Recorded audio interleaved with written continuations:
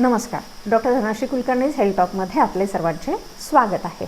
आज आपण बघणार आहोत ते की कोलेस्ट्रॉल आणि तुम्ही जे काही रुटीनली तेल किंवा तूप लोणी जे वापरता तर त्याचा कसा संबंध आहे आणि कोणतं तेल वापरणं, किती वापरणं हे गरजेचं आहे.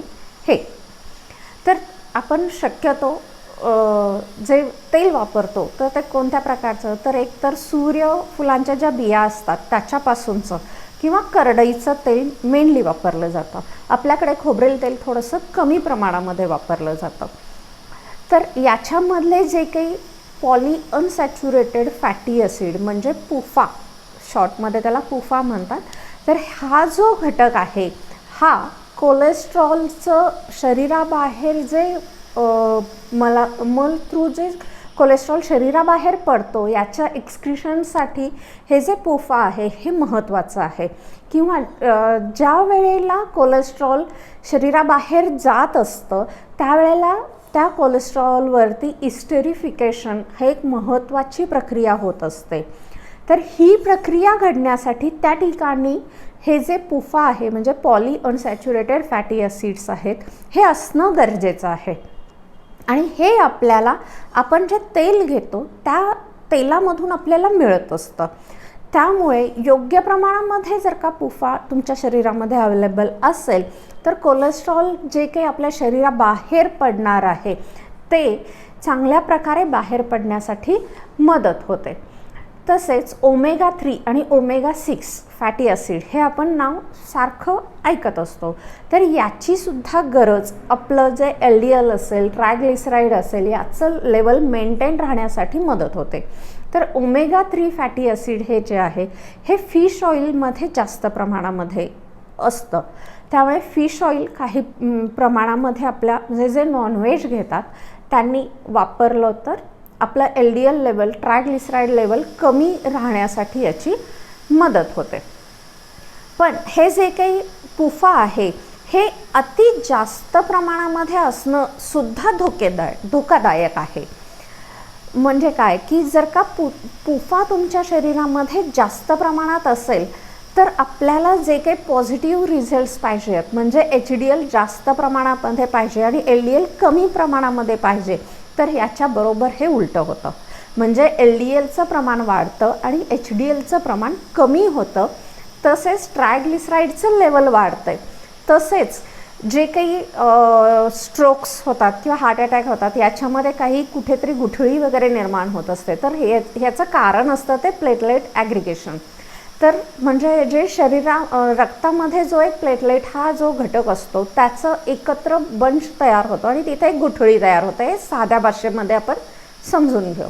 तर हे जे काही प्लेटलेट ॲग्रिगेशन आहे तर याच्यासाठी हे जे पुफा आहे हे जास्त प्रमाणामध्ये असेल तर ही जी काही गुठळी होण्याची शक्यता आहे याचं प्रमाण वाढलं जातं. त्यामुळे पुफा देखील तुम्हाला लिमिटमध्येच तुमचं असलं पाहिजे. तर आपण आता बघणार आहोत की सनफ्लॉवर ऑइलमध्ये हे जे पुफा आहे ते थोडंसं जास्त प्रमाणामध्ये असतं. आपलं जे भारतीय आहार पद्धती आहे याच्यामध्ये तृणधान्य, कडधान्य हे आपण रुटीनली घेत असतो. तर याच्यामध्ये सुद्धा इनविजिबल फॅट असतं.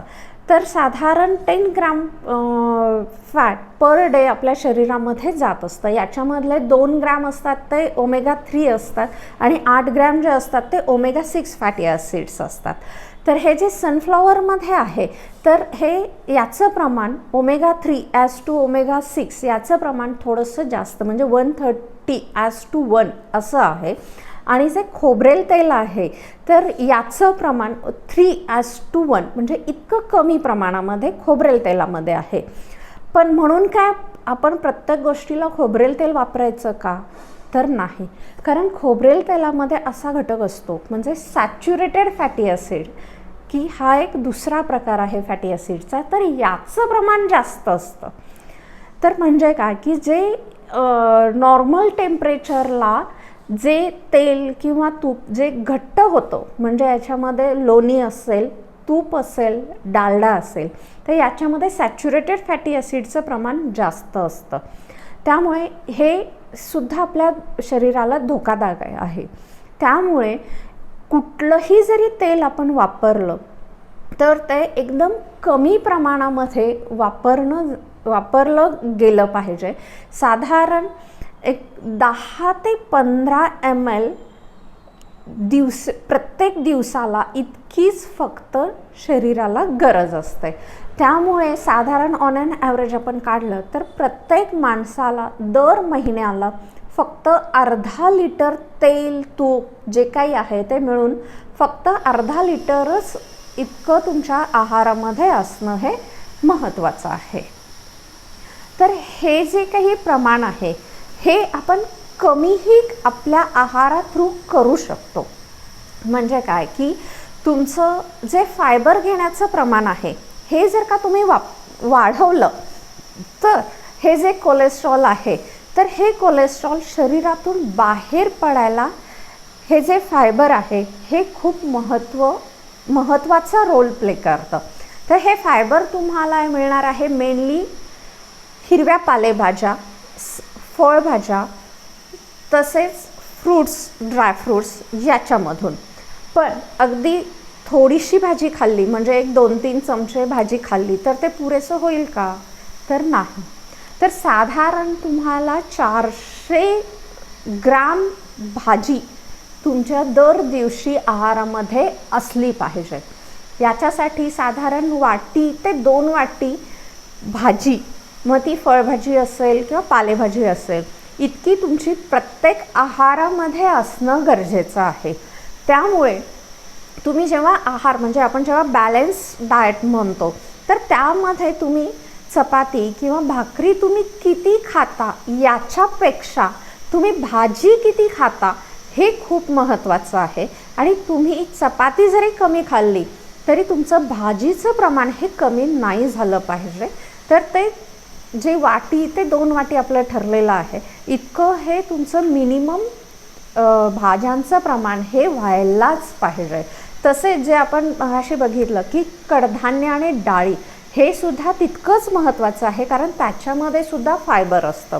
तसेच जे नट्स, सीड्स म्हणजे ड्रायफ्रूट्स असतील किंवा पंपकिन सीड्स, सनफ्लॉवर सीड हे ज्या बिया आहेत, तसेच मेलन सीड्स आहेत, तर ह्या ज्या बिया आहेत याच्यामध्ये जे काही फॅटी ॲसिड असतं तर याच्यामुळे आपलं जे गुड कोलेस्ट्रॉल म्हणजे जे HDL आहे ते वाढायला मदत होते आणि जे LDL आहे हे कमी व्हायला मदत होते.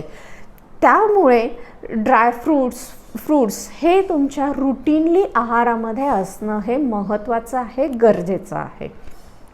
तसेच जे फ्रूट्स आहेत म्हणजे फळं जी आहेत ते सीझन वाईज किंवा आपल्या इथे जे आपल्या आजूबाजूला जे पिकतात ती फळं रुटीनली आहारामध्ये असणं हे तितकंच गरजेचं आहे. त्यामुळे तुम्ही जर का बॅलन्स डाएट तुम्ही घेत राहिला तर तुम्हाला बाकी कोणत्याही गोष्टीचा विचार न करता तुम्ही हेल्दी लाईफ जगू शकता. त्यामुळे बॅलन्स डाएट प्लस एक्सरसाइज जर का तुम्ही रुटीनली ठेवला तर तुम्ही कोलेस्ट्रॉलची काळजीही न करता व्यवस्थित जीवन जगू शकता. थँक्यू.